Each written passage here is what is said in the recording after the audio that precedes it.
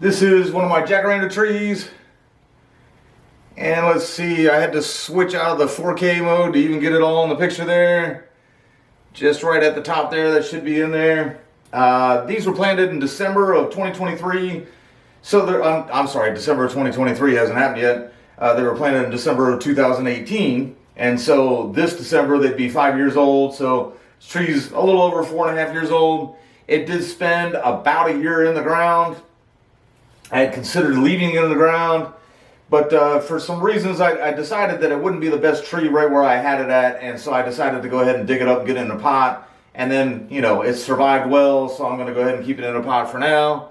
I do want to try one of my, I don't know, about like bucket list almost, is to get one of these to bloom in a pot before I kick the bucket. We'll see what happens. Let's see if we can get a look at the other side of it.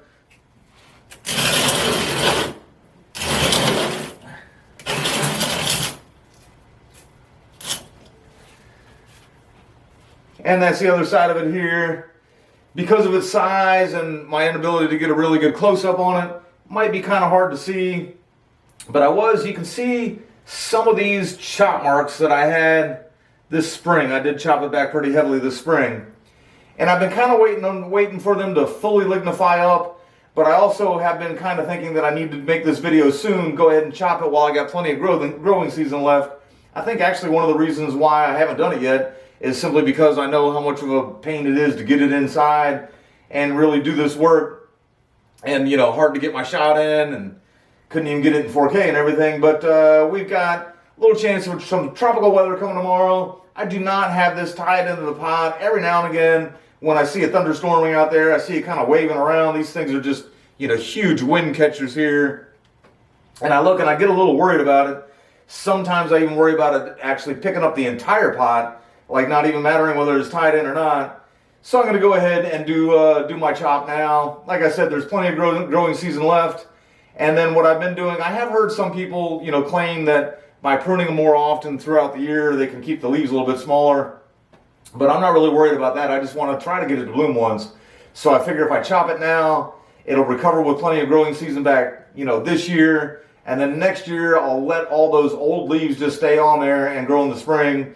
Maybe even get it a little nitrogen boost or something like that, and see if I can get it to bloom. But I guess right now the only thing left to do is chop it. I'm going to try to, I mean, obviously, you know, I've got a bigger trunk coming this way, or I'm sorry, you know, one of the trunks coming this way, bigger one going this way. These are going to end up a little bit taller than these two. There's only 2 branches coming off of this side, but I'm going to go ahead and start up here.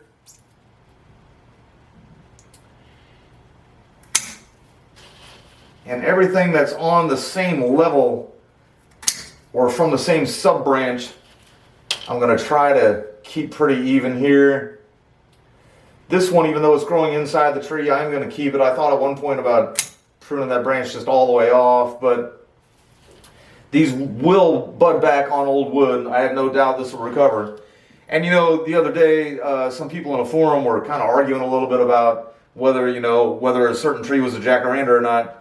I know for me, when I cut these 2-3 days later, they will just stink to just something terrible. It makes me sneeze. They actually smell good, but they will smell just really strong. I don't know what kind of odor it is, but they just will smell really strong. So that might be one way you can test to see if your tree that you think might be a Jacaranda is one.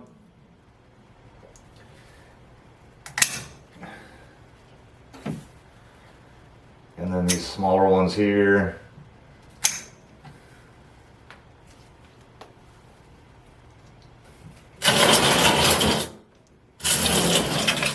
Alright, so I got switched back over to 4K.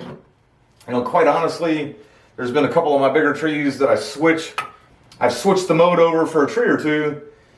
But quite honestly, I'm used to editing them in this file type. And sometimes it's really hard to get the colors right on that 1080 now. Now that I've switched to shooting in 4K pretty much exclusively.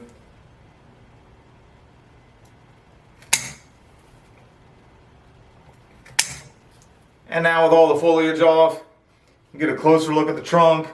Really kind of interesting there. There was a big, kind of like a surface root coming out there. I was afraid when I cut that off that might have ruined the tree, but seems to have recovered just fine.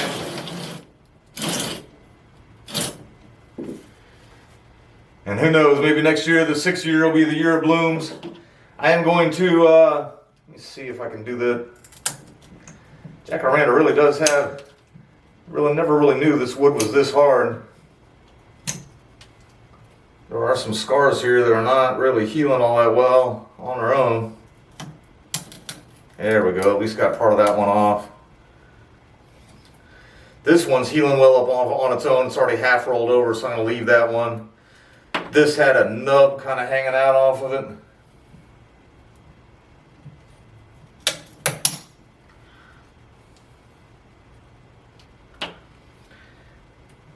Nub hanging out down here too.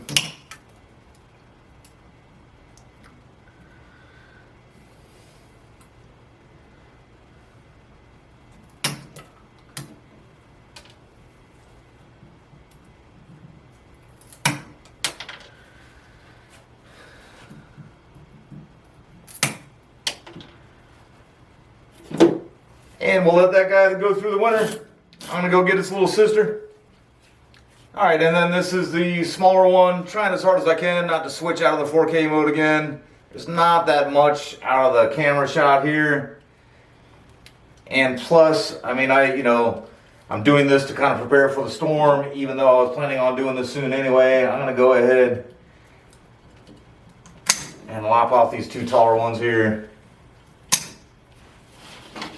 And then give you guys a better shot. All right, there is a better shot at that side.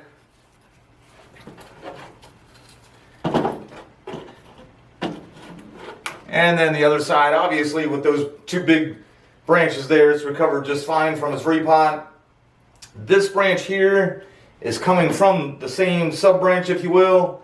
So I'm gonna go ahead and cut this guy down too. And then I've decided, even as I've been looking at it before the storm was coming and everything, first off, I think this branch has pretty much died. I used these as tie downs, this one and this one, trying to hold it in without, because it had a decent root ball, but not really anything to tie into all that well. Plus, as soon as I think it's kind of pot bound in here, I go ahead and clip those off, which I'll probably wait till next spring to do now. But since I'm not sure whether it's dead all the way back, I'm gonna go ahead and cut it there. Didn't really crumble off like it was completely dead. Maybe after a chop here, perhaps maybe there's a little chance I might get a little bud coming out of there. And then this branch is even lower than that one. And so I'm going to leave these 2 on there. I don't think, they obviously shouldn't create too much of a wind problem. Might get the tree a little out of balance and everything, but I've got plenty of time to fix that.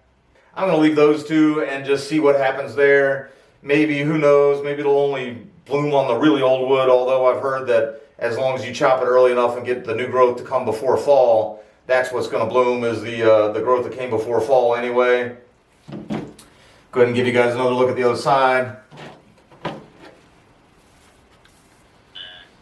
And I'll give you guys an update soon.